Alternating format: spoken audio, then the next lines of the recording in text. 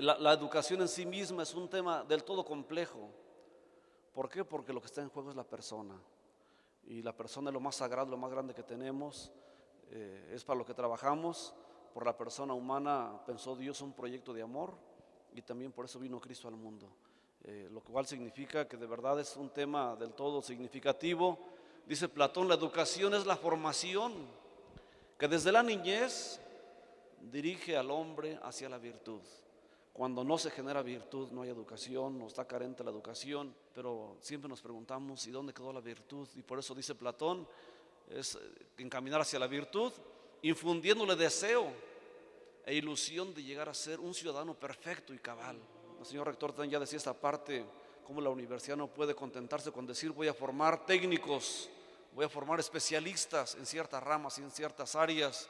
Dice Platón, mientras que a la que se orienta a las riquezas, y yo creo que es una de las primeras cuestiones que a veces hoy atrae a un joven, cuál es la carrera que hoy está de moda, cuál es la que tiene un mejor mercado, cuál es la que reditúa mejor económicamente, y por eso dice Platón, mientras la que se orienta a las riquezas, o algún vigor físico, o alguna ciencia no acompañada de sabiduría ni de justicia, la tendríamos por grosera y servil e indigna de ser llamada educación en absoluto.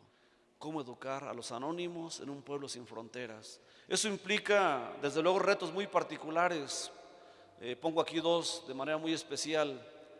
Primero, redimensionar los objetivos sociales y personales.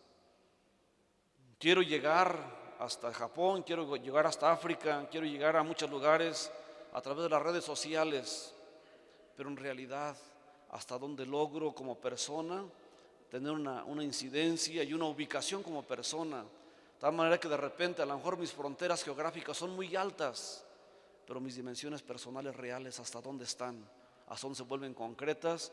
Y hasta dónde se vuelven realmente un proyecto de vida. Cuando perdemos esos liderazgos de la familia, la naturaleza misma de la educación, las instituciones como tales, repito, empezamos a remar en este mundo sin fronteras, que hoy la corriente me lleva hacia allá y mañana simplemente me jala hacia este otro lado. Los protagonistas de la educación, desgraciadamente, y me incluyo, no hemos cambiado o no hemos caminado al ritmo de las circunstancias. Y por eso no hemos podido ser rectores decisivos en este cambio. Y hoy tenemos esta tarea entonces, de verdad, de insertarnos en ese ritmo para compartir la belleza de la riqueza de los valores del Evangelio, la riqueza de los valores humanos, la riqueza de la vida con la que hemos ido poco a poco formando una historia. De la transición viva y personal a la transmisión virtual. Si recordamos antes, y todos los que tenemos un poquito más de edad, recordaremos los papás contando sus historias a sus hijos. Pero hoy vivimos enajenados en pequeñas pantallas, en pequeñísimas pantallas, que todos por ahí la traemos muy a la mano y que nos entretienen bastante.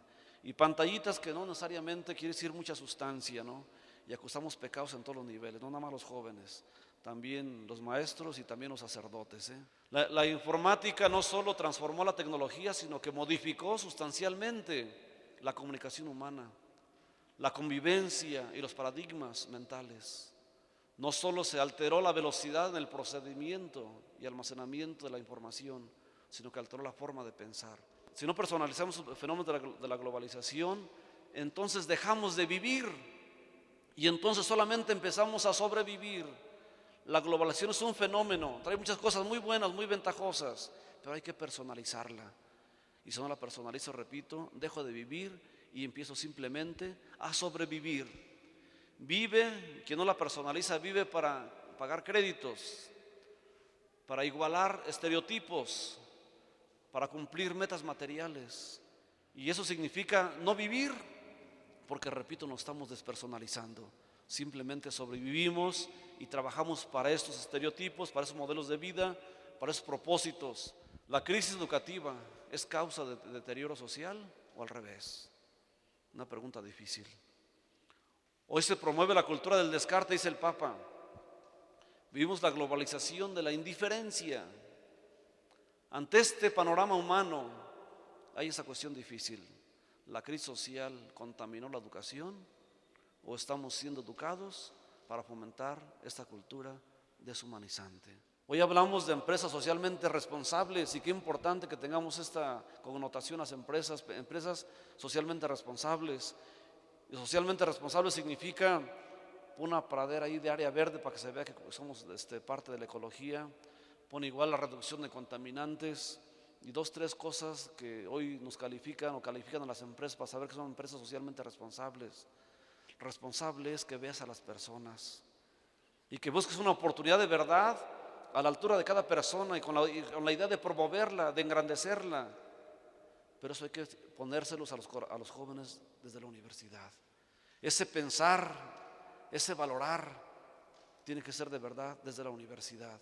Y si no es de la universidad, desde la familia, desde las instituciones educativas, formamos esa cultura, repito, del descarte y nos preguntamos, ¿la sociedad, la crisis social nos contaminó o la educación sigue trabajando para seguir contaminando en esa cultura del descarte?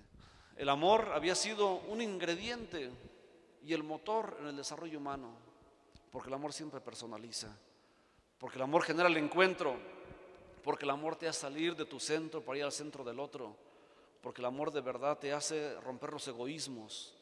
Ese había sido el ingrediente.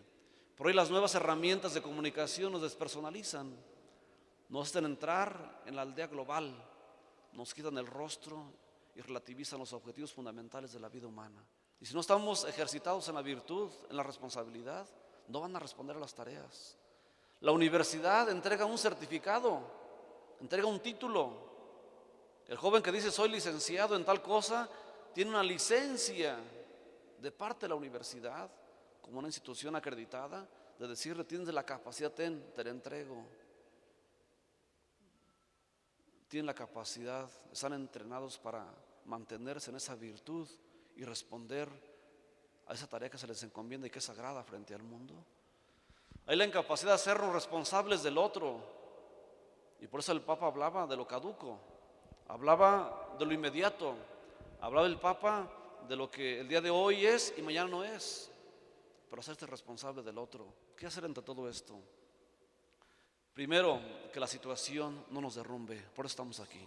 Volvamos a colocar al hombre con sus perspectivas propias en la encrucijada del desarrollo integral. El hombre es el camino del hombre, pero el hombre al nivel como Dios lo puso y lo formó. Dice la Gaudium des Spes, el hombre, la persona humana, es el único ser que Dios pensó como fin en sí mismo, así lo quiso Dios. El hombre es el camino, pero que sea el hombre al nivel como Dios lo formó, no al nivel que le queremos dar nosotros de manera convenenciera, o a ese hombre en esa estructura reduccionista en que a veces lo hemos colocado. Educación integral es volver a los principios, a la naturaleza del ser, al origen. Esa es la formación integral. 2 riesgos ante la realidad, 2 riesgos muy importantes. 1, educar para una realidad soñada, la oficina bonita, la parte empresarial y todo muy agradable, pero nunca despertar, nunca despertar. Entonces el problema es que frente a la realidad sea la realidad soñada, y el otro, volvernos sumisos a la realidad. Estamos para transformarla, para conocerla. Y qué importante que la educación implique eso, tocar la realidad para conocerla, pero también preguntarnos ¿y qué vas a hacer de nuevo para que la realidad sea diferente? Hay que soñar, pero hay que aprender también las reglas de la vida. Y no quieras llegar de gerente, querido alumno, empieza desde abajo, empieza a conocer.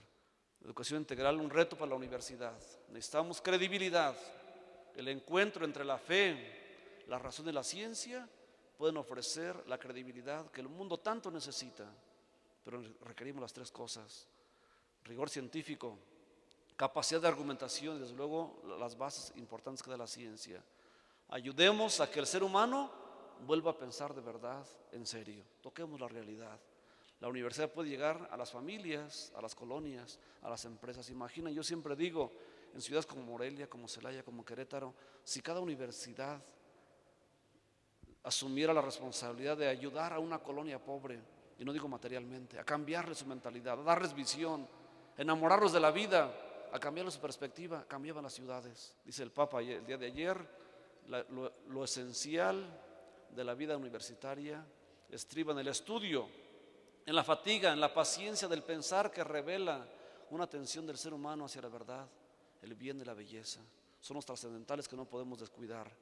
No se contenten con verdades parciales o ilusiones consoladoras, sino más bien hacer que el estudio sea una comprensión cada vez más plena de la realidad.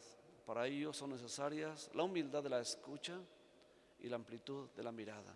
Papa Francisco pidió a los jóvenes que reflexionen sobre 3 palabras: estudio, investigación y frontera. Ve más allá de lo que ven tus ojos.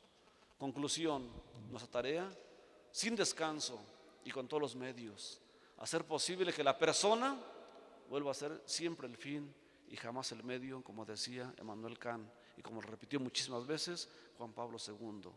Para eso somos educadores, la persona siempre como fin, jamás como medio. Si todo gira en torno a esta centralidad de la persona, la belleza, la dignidad de la persona, entonces estamos en el camino correcto. Si lo descuidamos, rectifiquemos el camino. Muchas gracias.